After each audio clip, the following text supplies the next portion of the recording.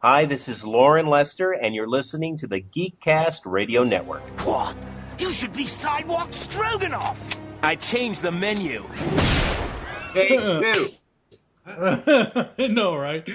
Hello and welcome to Legends of the Dark Knight, which is the GCRN's DCAU Batman review podcast. I am one of your hosts, TFG and Mike. Joining me is Steve Megatron. Hello. Hello. How are you? Good. How are you? Good. We are nearly done with Batman the Animated Series. Episode 22 will be the final episodes of BTAS. Then we will move into the movies. But we are here because Loren Lester has returned. Hello. Hello, sir. How are you? I'm great, thank you. Nice to be back. Thanks for asking me. Oh, awesome. Yeah, no, I said this in the last interview we did, but it's so strange to me seeing where you pop up on TV. Oh, really? Let's hear about that. Well, last time you had mentioned that you were going to be on Good Luck Charlie, and I watched that show. Steve watches that show, and we know what kind of show it is over there on Disney Channel. Right. And I'm thinking, what kind of character are they going to have? Oh, that's what they did, the crazy dad. Which I'm sure is probably not too far off from real life, is it? Well, what it's not too far off from is the very first sitcom that I ever did was The Facts of Life. Mm-hmm. And I played the exact same kind of character, only now, instead of being the teenager in love with the other teenager, now I'm the dad who's trying to protect my teenage child. So times have changed and life has moved on. Yeah. Let's just put it that way. Now, But it's the same character. Same character. Yeah, all those lines that Randy had, were those, all the rhymes and the names and everything else, was that something you improvised, or was that something they already had in the script? No, this was completely scripted. Those shows, the Nickelodeon and the Disney shows, and for the most part, the network sitcoms, they're very, very tightly scripted, and you have to kind of keep very, very tight to the script. But other shows I've done, like Curb Your Enthusiasm, and that's where you really get to improvise. But those shows that I mentioned, Disney, etc., that's very tightly scripted. Yeah, huh? Because I don't think anyone else could have pulled that off. I wonder if they. No, seriously, I wonder if they they knew they were gonna ask you to be a guest, and they wrote that specifically for your style. Because I don't think anyone else could have pulled that off without everyone watching feeling like, oh, here's the annoying dad. Great. Because Randy was a little extreme. Yes. It was hilarious, though. It was. It was kind of like Loren Lester in a Jack in the Box, because he popped up every single second you weren't expecting him to. Well, that's really what an actor's job is. I guess there's a perception out there that, because I think the really big stars do it a lot, Dustin Hoffman and those really big stars, they come in and they change the script and they change the scenario and, do their thing. But those of us in the trenches, we working actors in the lower echelon under Dustin Hoffman, etc. We have to, make what they give us work. And we can say sometimes, this just isn't working. I have a suggestion, but for the most part, they don't want to hear that. They want you to make work what they give you, and that's what we do. That's our job. Yeah, yeah. So San Diego Comic-Con just passed this year. Did it really? Yes, yeah. You were a surprise guest. Indeed, I was. Yes, you are. I love it when they do stuff like that. It has so much more of an effect than it does, hey, here's this person, this person, this person, this person. And sure, you're excited to see those people, but something for me, because I've never gone and I don't know if I ever will go, but for someone you've never gone, really? No. Wow. I unfortunately have not either. Well, yeah. If it makes the two of you feel any better, this was my first one, but I had assumed, since you guys were such big fans, that you had been there before, just as other people assume that I've been there before, but this was my very first one because it was the first time that I was an invited guest. So I was like, well, yeah, I'm honored. So I went, but the backstory of that is that last year was the 20th, believe it or not, and this is before either of you was born, but this was the Actually, last. no, it wasn't. I know, I'm kidding around. Last year, He's last painting a picture.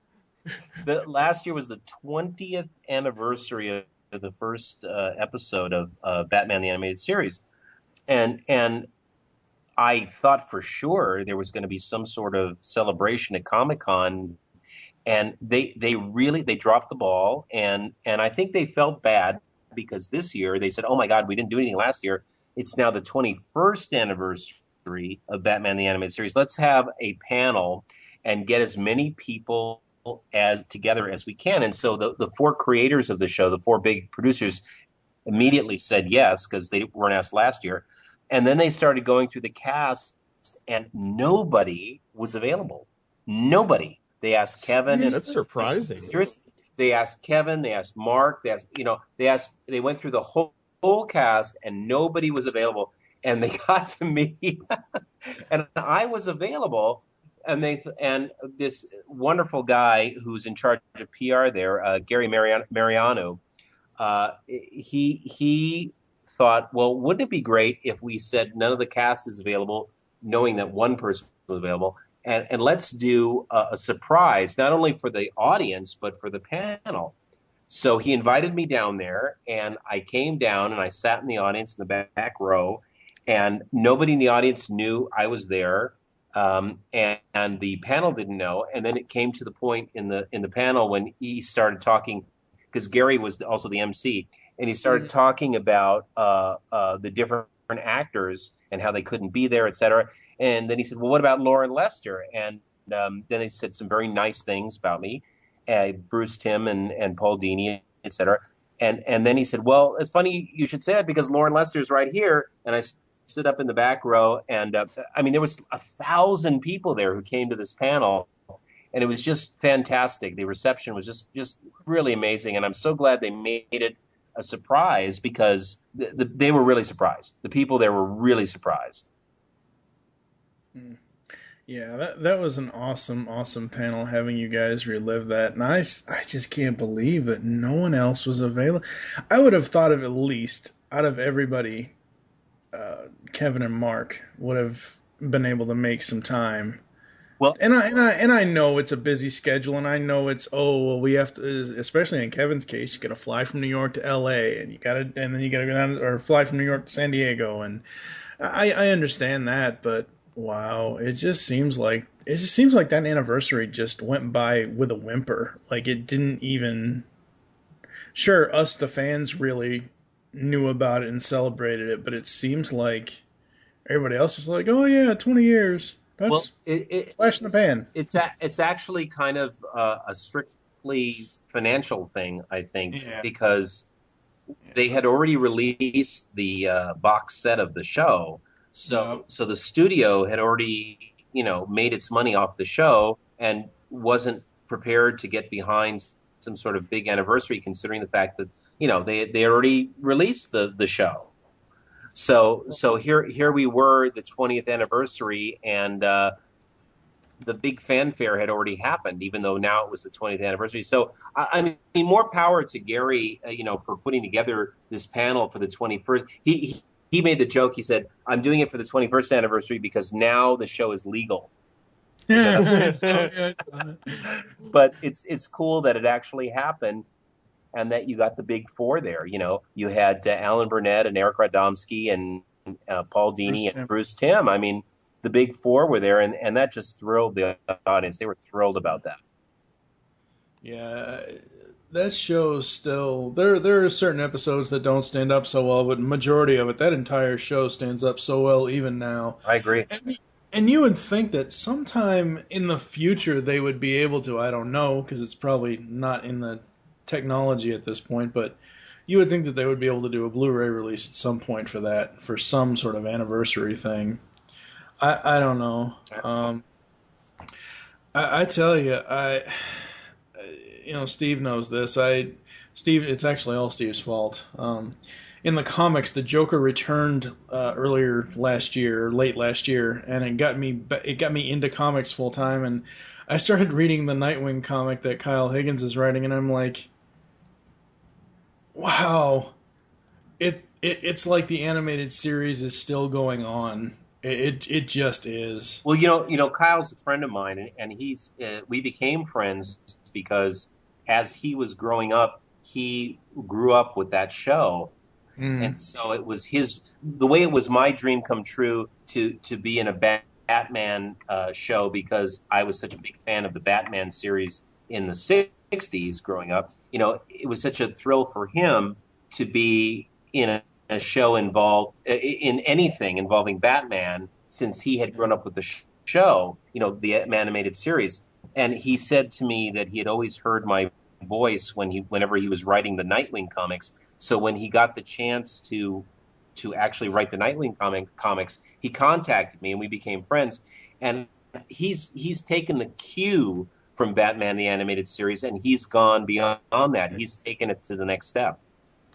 Oh yeah, because his main mantra is, you think of Dick Grayson, what do you think of? Oh, he was the first Robin, then he became Nightwing. Right. But you gotta step him out of the shadow of Batman, and he's got to become his own man and his own hero, and that's what Kyle's doing with those stories, and those stories are just amazing. They are absolutely.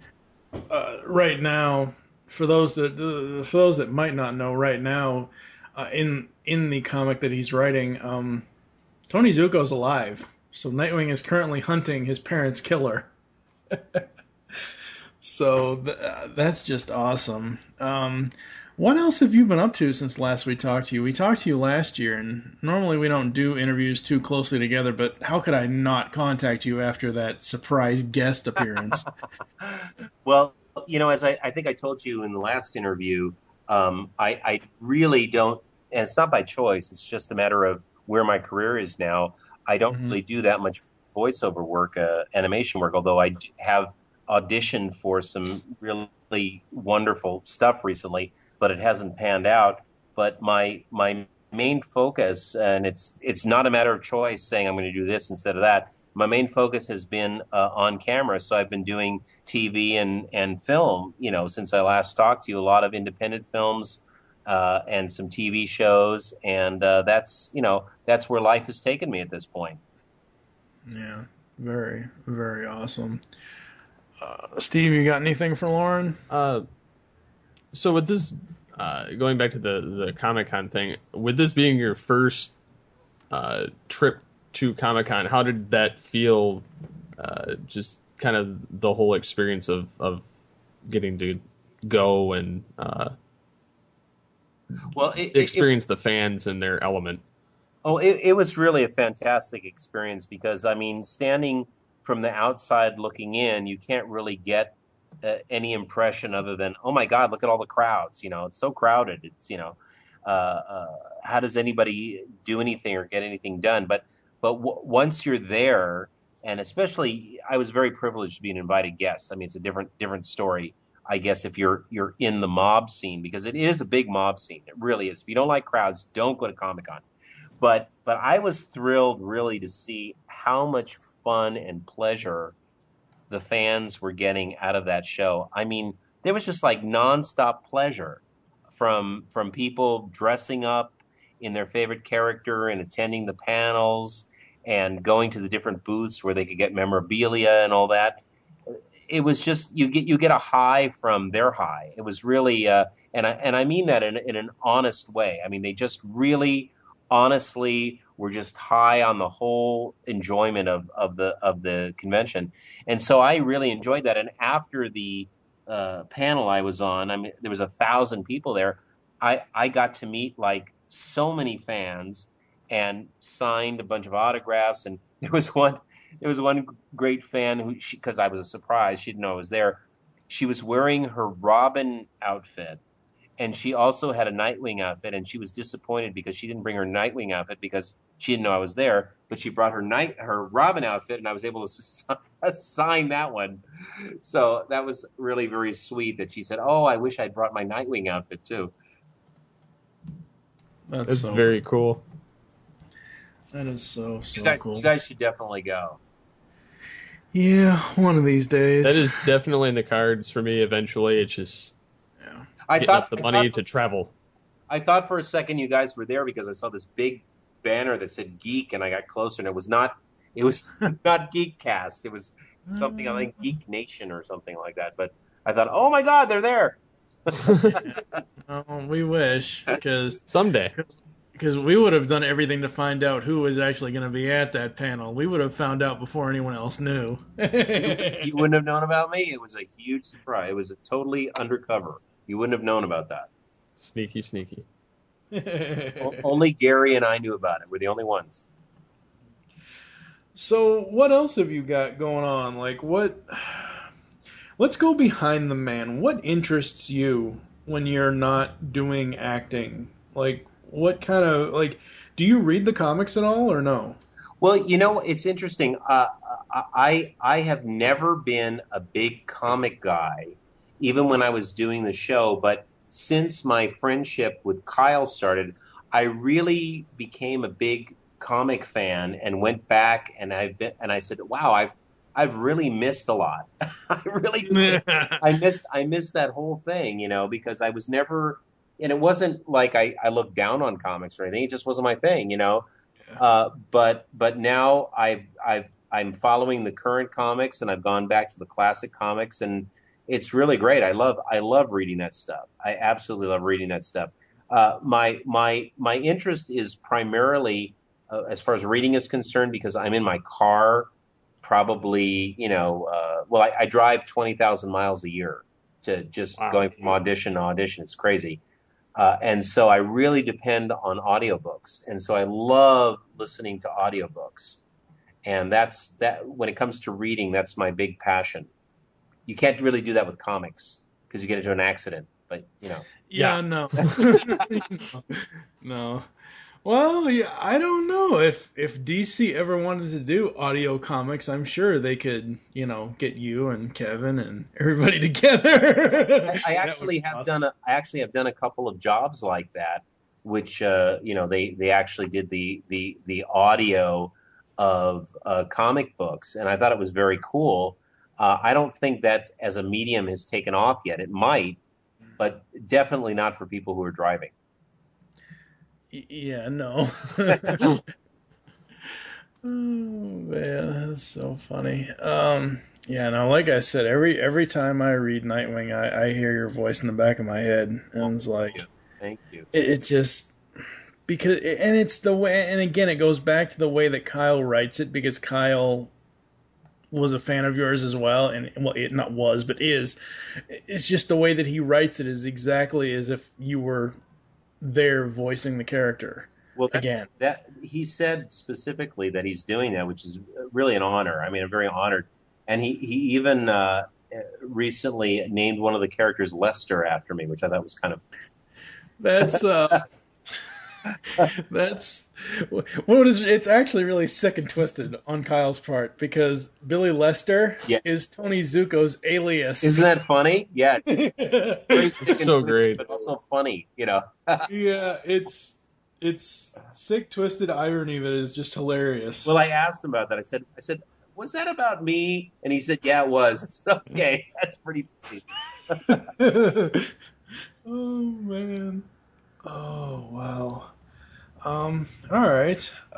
Is there anything else you want to tell us about? Anything else going on with you, or? Well, I've got a few movies coming out. So there's a movie called Damn Foreigners, which I'm very proud of, where I play a hard-boiled detective. It's my first hard-boiled detective, and some friends have pointed out that I guess there's no such thing as a soft-boiled detective. But truly, if you're a detective, you're probably a hard-boiled detective. But so it's redundant. But I play a detective, and I really enjoyed that. And I have an episode of Bones coming out, and also several other films. A film called The Leading Man, where I play a smarmy agent, and what else? A Family of Clowns, where I play a guy who's frightened of clowns, which was very fun.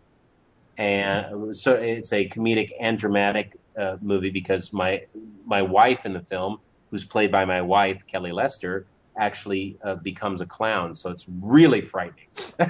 It's really Oh scary. my That would god. scare my wife. She is deathly afraid of clowns. Now think about how scared she would be if you became a clown. So that's the plot of that movie.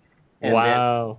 and then there's a film that used to be called Saving Santa that's now called A Country Christmas, but it's called Saving Santa. It's coming out around Christmas time, where I play a Matt Couric kind of Today Show host, which was fun. Uh, I didn't know. I didn't know Matt Lauer married Katie Couric. Well, That's that's a the funny name. mashup. My, Yeah, my character's name is Matt Couric, and it's a combination of Matt Lauer and Katie. and That's the Katie joke. Couric. Yeah, yeah. Oh man. Oh, the funny thing of now that you mention about Family of Clowns, it actually reminds me of the recent DC animated movie Justice League Flashpoint Paradox, because in the Steve, you know exactly I know where where I'm you're going. going with this. Uh, in the alternate universe that Flash create because of an event Flash went back in time to fix, the alternate universe it creates becomes Thomas Wayne is Batman and Bruce was the one that died. Wow. So his parents are left alive, but he died, and it drives Thomas to become a very, very violent Batman that uses guns. And Martha goes so insane she becomes the Joker. That's really funny. Well, It's funny considering you just told us the plot of A Family of Clowns that your wife becomes a clown. and I think, don't you think that the whole Joker character is really comes out of some people's, I don't have it, but some people's fear of clowns, don't you think? I would think so. Possibly, yeah, Yeah. yeah, very, very possibly. Hmm. I love that tag. I love that tagline for Family of Clowns. Sometimes becoming a clown is the most serious thing you can do. It's so awesome. When does that come out? Is that already out? Yeah, it's No, well, it's working with a lot of films these days because there's an explosion of movies being made. Mm-hmm. So many films do the film festival circuit first. So it's doing the film festival circuit. It was in the New York City International Film Festival, and it's working its way through the film festivals. It's really a miracle when a movie actually gets accepted into a film festival these days because there are so many movies. There's like 20,000 or something like that submissions to Sundance alone. So how they come up with their programming is really quite amazing. But all and there's hundreds and hundreds of film festivals. So a lot of films, they work their way through the film festival. They find a distributor, and then they make it to the theaters or to TV. That's how it works these days. Mm. Very awesome. Very awesome. All right. Well, Steve, anything else you want to ask Lauren? um are there any type of roles in the future that you're hoping that come your way, like say maybe Kyle Higgins written Nightwing story or Oh yeah, my dream has been for many years to play Nightwing again, and to have the opportunity to do that. And I get a lot of fan mail and people always asking me, when are you going to play Nightwing again? Are you going to be in the next Arkham Asylum game? And I have no control over that. I have absolutely no control over that. It's up to the people who cast it and create it. But that my dream is again one day to play Nightwing, and to play it with the scripts that Kyle has written is just that would be fantastic because those are great scripts. But who knows if that will ever happen? But yes, that would be my dream. My other dream is to be a series regular on a TV show because I've spent 35 years guesting on TV shows and doing a show for a day or a week or 3 weeks or for months, or like in Hung where I was in many episodes. But to actually go to work every single week on a TV show, that would be a dream come true. I'd like to experience that. That would be fun. I think you would be a good. Well, I don't know since you don't. Well, they have people on that show that don't have Boston accents. You'd be a good fit if you were a cop or like some sort of series regular on Rizzoli Isles. I think I love that show. I actually have. They actually like me on that show. I've auditioned a couple of times, and they will continue to bring me back until I get cast in the right role there. But that's a very good example. I would love to be on a show like that. But Yeah, they've been very good about bringing me in on that show. yeah, that would be awesome. All right, well, we will ask you to hold the line, and we'll be back after this. Here, kid. I think you lost this. I could have handled him. Coulda, woulda, didn't. You sound just like Batman. I'm nothing like him. Yeah, right. The mask, the attitude, the long underwear. Drop it. I'd love to know what happened between you two. Things change. No kidding. Well, there you go, folks. That's what's going on with Loren Lester. He's just amazing to talk to. Oh yeah. He's just one of those guys that is. I know we were Batman heavy, but let's face it, this is a Batman podcast, and he's just so awesome. He just really, really is.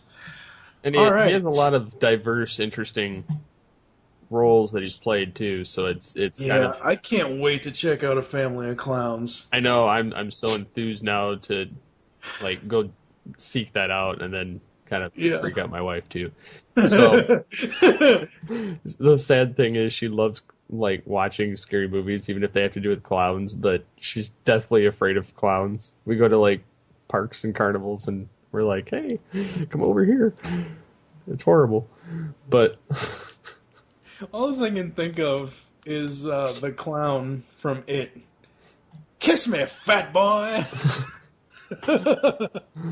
But yeah, definitely always a treat talking to Loren. Oh, go ahead. Sometime I hope that someday we bump into him at a con somewhere. Oh yeah, most definitely. Yeah, when on my personal Facebook page, I actually made a little teaser about this interview, and I said he crashed the convention, which is not the case. He was a surprise guest. It was planned, but nobody knew about it except him and the moderator, Which was hilarious. Yeah, that was so awesome, and you can watch the entire 21 years of BTAS panel in the post for this interview.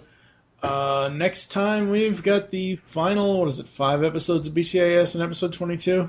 I think it's 5. Yeah, it's the last 5. That's definitely great. I mean, well, I mean, I don't mean that in a bad way. I mean, it's great that we're getting to round out we're getting to go to the movies and talk more BTAS and then getting into Beyond. And to be honest, this is one show that I will be sad that ends. I know I say that for many of the shows I'm involved with, but I think for me, the DCAU Batman animated series and Batman Beyond and Beast Wars are like my top 3 favorite cartoons of all time. But they'll always be online. You can always. I mean, we've been going back now and listening to Beast Unleashed and stuff. So I mean, we can always go back and listen to Legends again. So, all right. As always, I'm TFG and Mike with Steve Megatron Phillips. Thank you for listening, and we will catch you next time. Now, I love s'mores as much as the next guy, but I'm fresh out of marshmallows. What do you say we call it a night? I never put on that costume again. And you still haven't forgiven him? Why should I? He'll never change.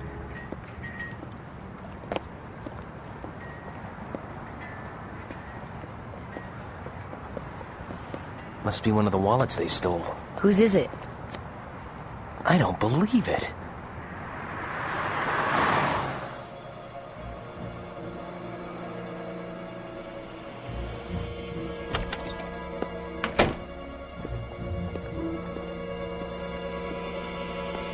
I think this is yours, Connor.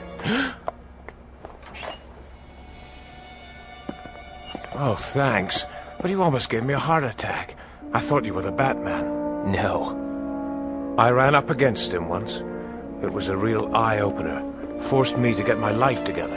Now I've got this great job. Even Mr. Wayne knows me. Terrific guy.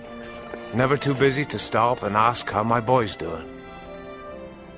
Mr. Wayne is a good man.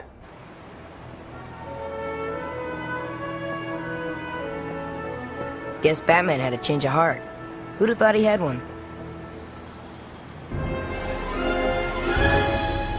Speak of the devil. You coming? I guess it's about time.